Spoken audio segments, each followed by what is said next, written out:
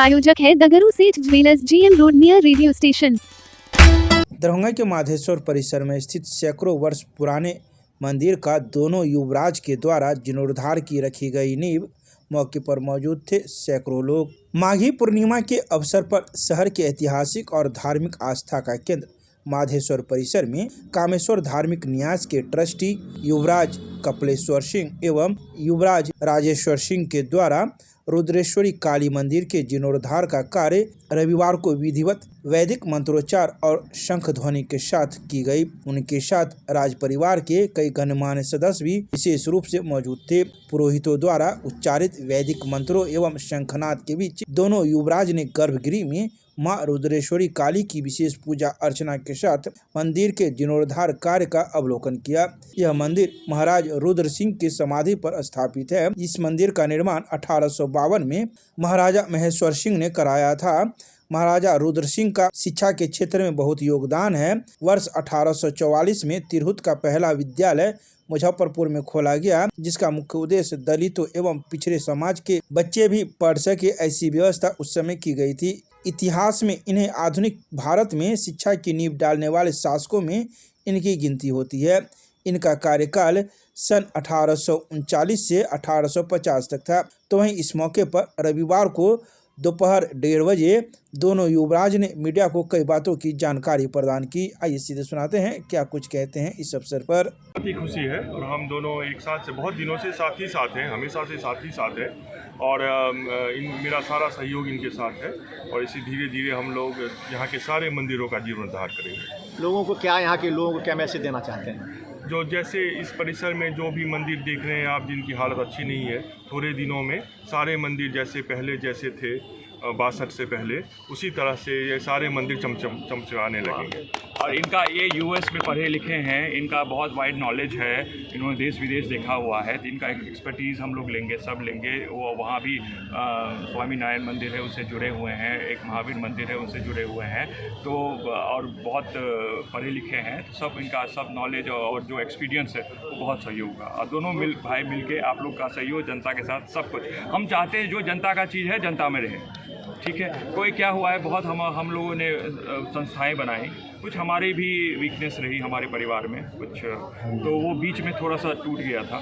हम चाहते हैं जो जनता का चीज़ है वो जनता को जाए, जैसे पुअर होम में गरीब जाए। एक मैं सोचता हूँ वहाँ पे एक ओल्ड एज क्यों नहीं होम खोला जाए। ठीक है, लक्ष्मेश्वर लाइब्रेरी कर रहा हूँ जिसमें बच्चों को पढ़ाया जाए, लाइब्रेरी हो। ठीक है, और जैसे नाटक भवन है ये हो ही रहा है, तो आप लोग सहयोग दीजिए, फिर हम लोग मिथिला को रिवाइव करके जो पहले था 70 साल पहले वो बनाएंगे। बहन सब है, सब मिलके हम लोग कर रहे हैं। और देखिए इनकी कृपा से रुद्र कला और जो नाटक भवन है वो भी हमारा पोजीशन मिल गया। 37 साल का जो लड़ाई था, हम लोगों ने संकल्प लिया, वो मिल गया। तो है यही जो धरोहर है, जो हमारा इतिहास है, उसको सरेजने की ज़रूरत है। तो पहले हम लोगों ने किया, सारे मंदिरों को हम लोग करेंगे। यही नहीं, रामबाग में एक राधा कृष्ण मंदिर है, उसमें भी हाथ लगाएंगे। फिर हरी में एक चंद्रेश्वर बाबा हैं, बहुत दिनों से उनके गांव वाले आए थे, तो वो उसमें भी करेंगे। और बानेश्वरी मंदिर जो हमारे पूर्वजों ने बनाया है, वहाँ एक तालाब है, उसको भी जीर्णोद्धार करेंगे। सारा चीज़ स्टेप बाय स्टेप हम लोग करेंगे। आप ट्रस्टी हो गए हैं राज दरभंगा का, आप सब कुछ आपके अंदर में आ गया, तो क्या आपका ट्रस्टी तो पहले से ही थे। मेरे भाई साहब राज दरभंगा का, कामेश्वर सिंह रिलीजियस ट्रस्ट का मेरे बड़े भाई और हम बने हैं। और बहुत बड़ी रिस्पॉन्सिबिलिटी है, क्योंकि 108 मंदिर है, आपको पता होगा, जो देश में पाकिस्तान में भी और बांग्लादेश में भी मंदिर है। और बनारस में जो प्रधानमंत्री जी का कॉन्स्टिट्यूंसी है, वहाँ पे 4 मंदिर है। राम मंदिर है गौथलिया चौक में, तो और शिव जी का मंदिर है, फिर कामाख्या में मंदिर है, तो हम लोग सबको जीर्णोद्धार करेंगे। सर पद ज्वाइन किए हैं, उसके बाद पहला मंदिर का ये आपका है, तो इस लेकर के क्या कहेंगे? देखिए, अब हम लोगों ने संकल्प लिया और नाटक भवन हमें मिल गया। और मैं ये भी बताता हूँ, मंदिर ही नहीं, मैं जो नाटक भवन है, कला है, वो भी रुद्र मंदिर कला ही उसको बोला जाता है, रुद्रेश्वर सिंह के। तो वहाँ पे एक हम लोग अभी सोच रहे हैं, जो वहाँ संगीत और नाटक और जैसे ध्रुपद का हम लोग का जो घराना था दरभंगा घराना, उसको फिर से रिवाइव किया जाए और वहाँ संगीत की शिक्षा हो। और जैसे विपिन जी हैं, शंख वादक हैं, सबका एक जमावड़ा होना चाहिए वहाँ पे, क्योंकि कोई भी सोसाइटी जो है ना, उसको कल्चर स्पोर्ट्स से ही आप उसको आकलन कर सकते हैं कि कितनी ये एडवांस है। अब सॉरी टू से बट मिथिलांचल काफ़ी बैकवर्ड हो गया, तो उसे हम लोग प्रयास कर रहे हैं। आप लोग सब मिलिए और सब ये सहयोग दीजिए और सब माता की भाजपा प्रदेश अध्यक्ष संजय सरावगी ने दरभंगा में सैकड़ों लोगों के साथ बैठकर सुना बजट भाषण, तदुपरांत की प्रेस वार्ता, दी कई बातों की जानकारी। भाजपा के प्रदेश अध्यक्ष संजय सरावगी ने 2026-27 के केंद्रीय बजट को विकसित भारत बनाने की नींव को और मजबूत करने वाला बजट बताते हुए कहा कि इस बजट में सभी क्षेत्रों को बराबर रूप से देखा गया है। साथ ही उन्होंने कहा कि यह पहला मौका है जब भारत पर अमेरिकी टैरिफ का इतना दबाव है।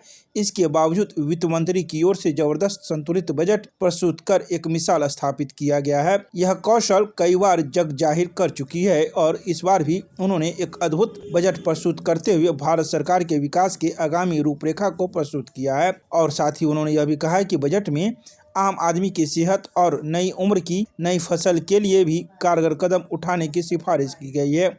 इसके अलावा उन्होंने कई बातों की जानकारी रविवार को दोपहर 1 बजे प्रेस वार्ता कर मीडिया को प्रदान की है। आइए सीधे सुनाते हैं क्या कुछ कहते हैं भाजपा के प्रदेश अध्यक्ष संजय सरावगी प्रेस वार्ता में मीडिया को। 2026 में अब नया आयकर का नया कानून बनाने का इसमें प्रस्ताव दिया गया है। और जहां तक कर की बात आप करते हैं, तो अब जीएसटी के माध्यम से लगातार जो उसकी कमेटी देश की बनी हुई है, जिसमें हमारे उप मुख्यमंत्री जी भी हैं, उसमें लगातार उसकी समीक्षा होती रहती है। और आपने कुछ माह पहले ही देखा होगा कि उसके जीएसटी की कमेटी के माध्यम से हर समय जिसमें जीएसटी का स्लैब घटाना है उसको घटाया जा रहा है। और पिछले दिनों रोजमर्रा की वस्तुएं हो, एफएमसीजी आइटम हो, जो हमारे रोजमर्रा की वस्तुएं, उसमें भी पिछले मुझे लगता है 2-3 माह पहले ही बड़ा रिफॉर्म किया गया। जीएसटी के कर की दरें उसमें घटाई गई। तो कैसे माननीय प्रधानमंत्री जी का वित्तीय प्रबंधन है, उस वित्तीय प्रबंधन में कम से कम लोगों को कर लगे और ज्यादा से ज्यादा देश मजबूत हो, इसके लिए प्रधानमंत्री जी लगातार अपनी नीतियां बनाते हैं। और यह नीतियां बजट में 2026-27 के बजट में भी परिलक्षित हो रहा है। विदेश में जिनके पास जो गंभीर बीमारियां हैं, उस बीमारियों को कि दवा को भी सस्ता करने का प्रस्ताव बजट में दिया गया है। चाहे वह कैंसर रोग हो या डायबिटिक के जो मधुमेह के रोगी हैं, और भी 17 तरह के जीवन रक्षक दवाइयों को इसमें सस्ता करने का प्रस्ताव दिया गया है। और आधारभूत संरचना में कई तरह के प्रावधान किए गए। पशुपालन की दिशा में कई प्रावधान किए गए। और जब हम बोलते हैं कि किसानों के लिए, किसानों को आय बढ़ाने के लिए, गरीब कल्याण के लिए, निम्न मध्यम वर्गीय परिवार को और आगे बढ़ाने के लिए इसमें कई तरह के प्रावधान किए गए हैं। तो मैं एक बार पुनः माननीय प्रधानमंत्री जी के जो नेतृत्व में आदरणीय वित्त मंत्री जी ने, जो निर्मला सीतारमन जी ने जो यह बजट पेश किया है, या देश की और राज्य के आकांक्षाओं के अनुरूप है। देश और सशक्त बनेगा।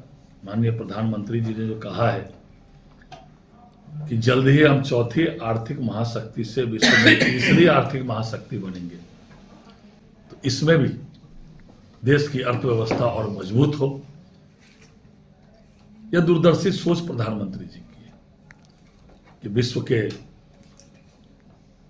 सनय सनय हम पहले चौथी आर्थिक महाशक्ति और चौथी सैन्य शक्ति हमारा देश बना, और अब तीसरी आर्थिक महाशक्ति की ओर हम आगे बढ़ने के लिए तत्पर हैं। तो इसके लिए माननीय प्रधानमंत्री जी ने जो आज के दूरदर्शी सोच के तहत जो बजट पेश किया गया है,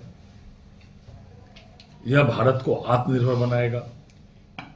और भारत अगर हम कहते हैं कि आत्मनिर्भर बनेगा, तो बिना बिहार के आत्मनिर्भर बने हुए भारत आत्मनिर्भर नहीं बन सकता है। दरभंगा के गौशाला परिसर में गौ रक्षा एवं सनातन धर्म के महत्व पर धर्म सभा का किया गया आयोजन। दरभंगा जिले के मिर्जापुर में स्थित गौशाला परिसर में रविवार की शाम 4:30 बजे गौ रक्षा एवं सनातन धर्म के महत्व को लेकर एक धर्म सभा कार्यक्रम का आयोजन किया गया। इस कार्यक्रम में बड़ी संख्या में महिला, पुरुष, गौरक्षक, सामाजिक कार्यकर्ता एवं स्थानीय नागरिक की सक्रिय भागीदारी देखने को मिली। कार्यक्रम के मुख्य अतिथि के रूप में संस्कृत विश्वविद्यालय के कुलपति प्रोफेसर डॉक्टर लक्ष्मी निवास पांडे मौजूद रहे। कार्यक्रम का शुभारंभ मिर्जापुर गौशाला समिति के पूर्व उपाध्यक्ष प्रोफेसर जयशंकर झा द्वारा एवं अन्य अतिथियों के साथ संयुक्त रूप से दीप प्रज्वलन के साथ किया गया। आयोजित कार्यक्रम के अवसर पर डॉक्टर शिव किशोर राय सहित कई गणमान्य अतिथि भी मौके पर मौजूद थे। अपने संबोधन में कुलपति प्रोफेसर लक्ष्मी निवास पांडे ने कहा कि सनातन संस्कृति में गौ रक्षा और गौ सेवा का विशेष महत्व है। उन्होंने कहा कि गौ रक्षा केवल सरकार की जिम्मेदारी नहीं बल्कि समाज की सामूहिक नैतिक जिम्मेदारी है। समाज को स्वयं आगे बढ़कर गौशालाओं के संरक्षण एवं संचालन में सहयोग करना चाहिए। इसका उद्देश्य गौ रक्षा है। किस तरह से इसकी रक्षा की जाएगी? किस तरह से की जाएगी ये तो जो लोग यहाँ इसमें बोर्ड में है या यहाँ के जो मेंबर है वो करेंगे। सर, वर्तमान में जो गौशाला की दुर्दशा देखी जा रही है, स्थिति बहुत ही यहाँ गंभीर स्थिति बनी हुई है और गौ का भी कोई ढंग से केयर नहीं किया जा रहा था। उसके प्रति फिर आप क्या सोच रहे हैं सर? इसके प्रति हम सोच रहे हैं कि हम लोग मिल के कुछ न कुछ करेंगे। अपना परिचय दे दें। मैं रत्नेश्वर सिंह। गौ रक्षा के प्रति जागरूकता फैलाने के लिए ऐसे कार्यक्रम आवश्यक हैं और हमेशा हम सरकार की ओर ही जो है मुँह न फेरें। समाज की ओर से हमको आवश्यकता है कि समाज जो है गौ रक्षा की ओर जागृत हो। अगर सबको सौभाग्य मिले, स्वयं अपनी घर में अगर गौ पालन करते हैं तो बहुत ही अच्छी बात है, लेकिन आज शहरीकरण में यह संभव नहीं है।